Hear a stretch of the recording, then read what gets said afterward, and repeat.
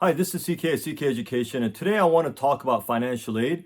To try to clarify some things that a lot of students and parents get confused about. So, first of all, financial aid, as the term implies, is not so accurate as the term implies. Okay, so a lot of people think financial aid meaning, oh, this is going to be money that helps me, money that colleges give me or the government gives me to help me get through college or help my kid get through college.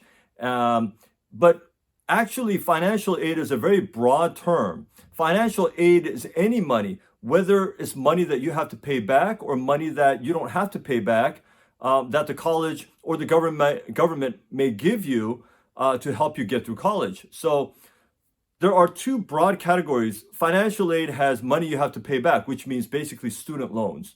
And within student loans, you have subsidized loans and unsubsidized loans. And okay, so this is getting into a little bit of detail, but subsidized just means that the government will not, they subsidize it. That means they pay for the interest essentially, which means that interest does not accrue on the debt that you get on the student loans. Okay, while you are in school, the interest doesn't accrue, which is good. Unsubsidized means it's not subsidized. That means that interest does accrue.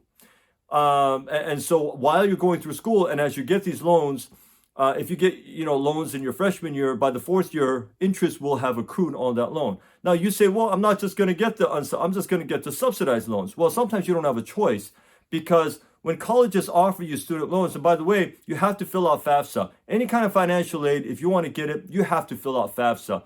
And people say, well, how do I know? I mean, if maybe my income's too high or whatever, I would just fill it out. It's free. Okay, so I would just fill out FAFSA no matter what your income, whether you think you're very rich or you're not very rich or in the middle, doesn't matter. It doesn't hurt to fill it out. I would just fill it out. Okay, so I would always fill out FAFSA. Now, once you fill it out, around March or so, after you have applied to colleges in your senior year, about March, you're going to get what's called a financial aid award letter. And there it will detail how much money that they think you can pay, how much money of scholarships that they'll give, how much student loans they can offer, any grants that they give. Okay, so it's going to be spelled out. And bottom line is, it's going to tell you how much you need to pay out of pocket to put your kid through school, or if you're a student, to put yourself through school. Okay.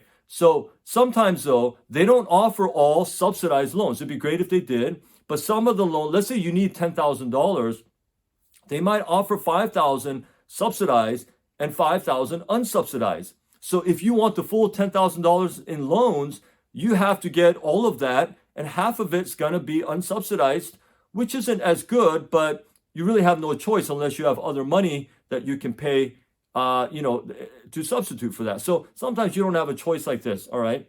So student loans are money, of course, that you have to pay back. When do you have to start paying it back?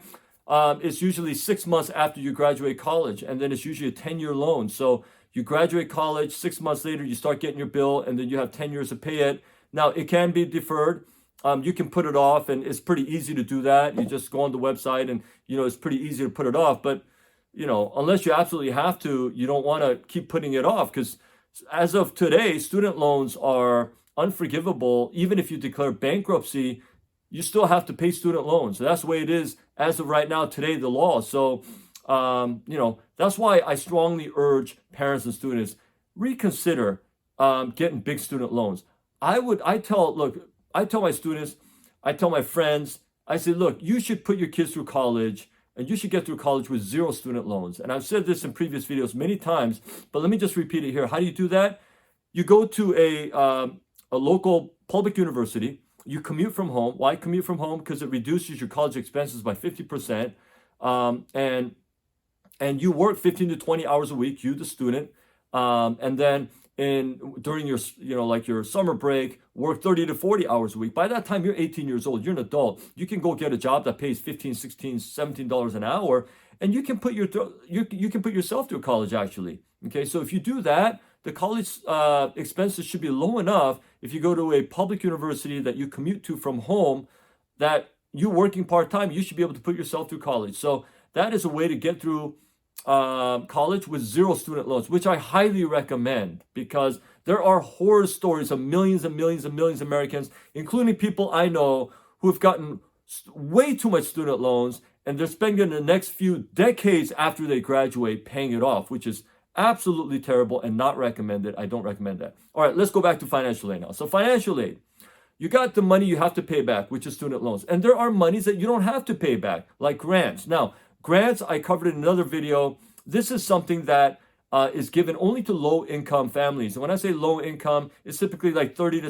$60,000 a year household income. So if you're in that category, you should qualify for Pell Grants. That's a federal loan, and as well as many states have their own grants that they give to students. And I've seen many students get a lot of grants, grants from both state and the federal government, and so they go to public universities, state public universities for free, essentially. And so that's something to consider, which is great. So grants, though, are given only to lower income families, but they are monies that you do not have to pay back. Now, there is another category of money that you don't have to pay back, and of course, those are scholarships. Sometimes scholarships are merit scholarships. Sometimes scholarships are just an excuse to give a student money because they can't give them grants. Their income is a little bit higher, but they do want to offer the students something to come to their school. So they throw in a scholarship and they're like, we're going to give you $5,000 or something, and they give you a scholarship. Okay. Now, merit scholarships are big. They can be big. They're usually the biggest free money apart from grants. And merit scholarships are scholarships that are given to students who deserve it, whom colleges think deserve it. So you got very high SAT scores and very high GPA, and they're like, man, we love to have this kid, so they offer you money to come to the school. That's merit scholarships. And obviously, scholarships do not have to be paid back. Student loans are the only things that have to be paid back. Now, you might see one other category, and this is called work study. When you get your financial aid award letter around March, you might see a line that says work study, $5,000 a year or something. And what that means is the college will offer you a job inside the campus usually that will enable you to make about $5,000 a year, or whatever the amount is, $3,000 a year. And they're expecting you, if you want to get that money, to work in the college. Maybe it's a college library, maybe it's somewhere, something in the college, inside the university where you can do work and you can make some money. And they expect that much you can work and earn the money. Now, you don't have to take that. Okay, you could just say, nah, they paid too little. I'm going to go work at Starbucks. That's outside the campus or whatever. That's up to you. And none of these things, you don't have to take them. When they offer you student loans, people think, oh, I have to get those loans. You don't have to get those loans. They're just offered to you. The financial aid award letter is just it's telling you the things that they're offering, and then you can pick and choose what you want. If they offer you $10,000 in student loans, and you decide, I'm just going to take $5,000. My parents decided they're going to pay the rest. Okay, then just take the $5,000 loan, and then you don't have to take the other one. So you can choose which ones you want to do. It's kind of like, it's like a la carte, menu. So you can pick and choose what you want. Okay, so hopefully that gives you a little bit better understanding of financial aid. It is a broad term. A lot of people think financial aid just means free money. It is not. And again, financial aid, if you want any kind of financial aid, make sure that you fill out FAFSA. The only exception is merit scholarships. You don't have to fill out FAFSA if you do really well. If you just apply to the school, they'll automatically, without considering your FAFSA, they'll just automatically offer you money if they want to. Okay, that's just, you don't have to fill out financial aid forms for that. So anyway, I hope that clarifies. I'm CK at CK Education. Thanks for watching. And until my next video, please stay well.